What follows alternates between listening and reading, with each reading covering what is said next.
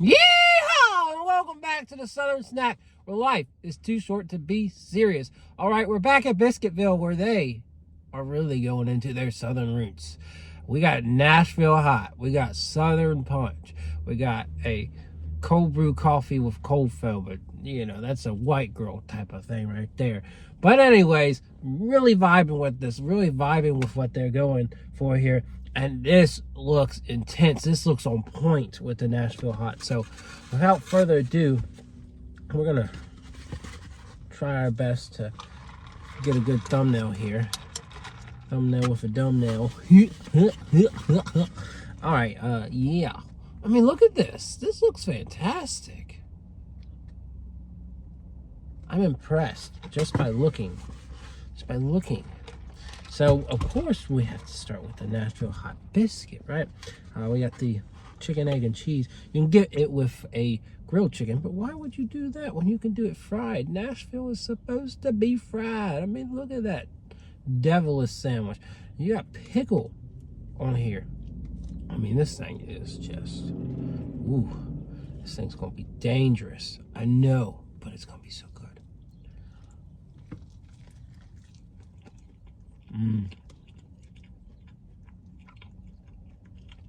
Love that tang of the pickle.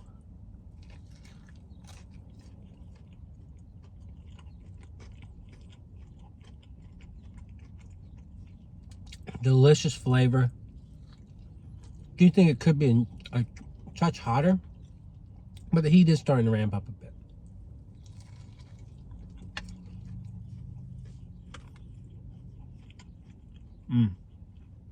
Really good flavor. Slightly sweet, savory.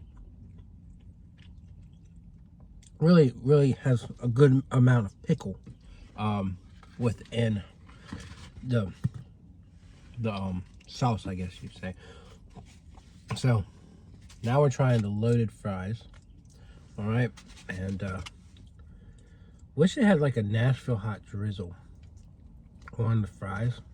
Looks like there's gravy and the chicken, cheese. There's a lot going on. I'm trying to get a good mouthful. Pickles as well.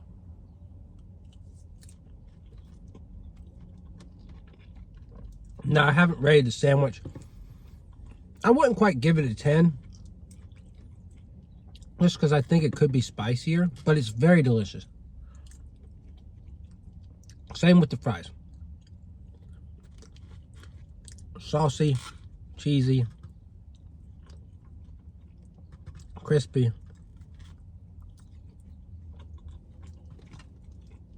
Wish the chicken pieces were a bit smaller. But anyways.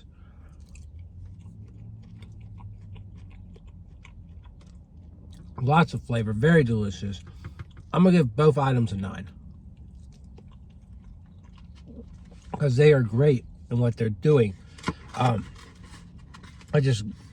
As I think I previously said in this video, I'm thinking back to when I went to Smash Burger and how spicy and on point that was.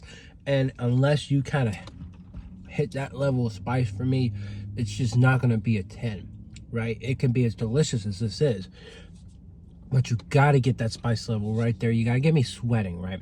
Actual hot's got to make you sweat, like Dave's Hot Chicken, hot level. You know, you got to sweat. So, all right, Southern Punch. I think it's a mix of blue raspberry and pineapple. So, and lemonade. I'm sorry. Definitely a very sweet beverage. A little bit of sourness, not from just the lemon, but the blue raspberry. It's interesting how you can kind of taste the different sours, right? You have like a candy sour that's in there, that's like got a sweet profile to it, and then you've got the lemon sour, which has no sweet profile to it, and then, you know, the added sugar. It's really interesting how you can taste the different elements. So it's not carbonated. It is a punch, but it's not carbonated.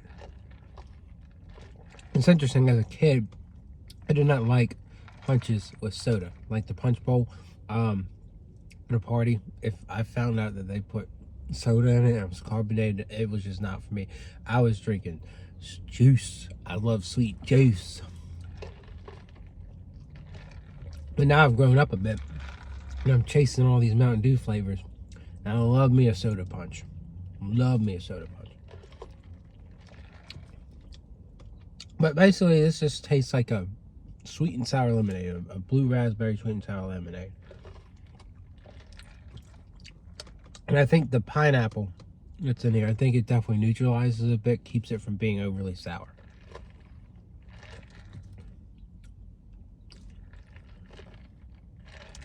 You know what it actually reminds me of? It's crazy, I just thought about this, is that Mountain Dew. You know what I'm talking about. Why did the cheese hanging off? Infinite Swirl from 7-Eleven, but like not carbonated. That is the vibe. That is the color. That is the taste. Down to the T. I'll give it 8.5. I feel like I'd be hypocritical if I gave it anything more or less than what I gave Infinite Swirl. 8.5.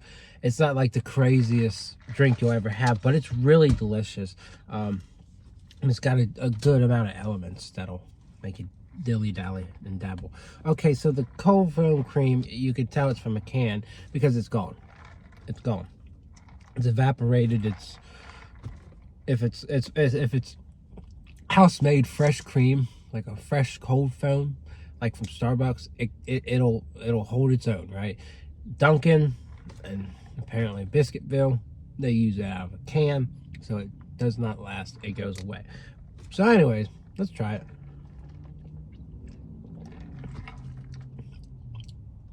Good notes of coffee. Not super rich though.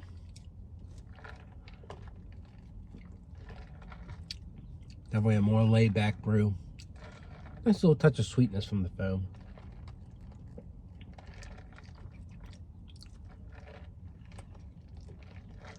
We didn't save the best for last. I'm sorry, but you know, you're watching this video. You saw the Nashville Hot and you saw the punch.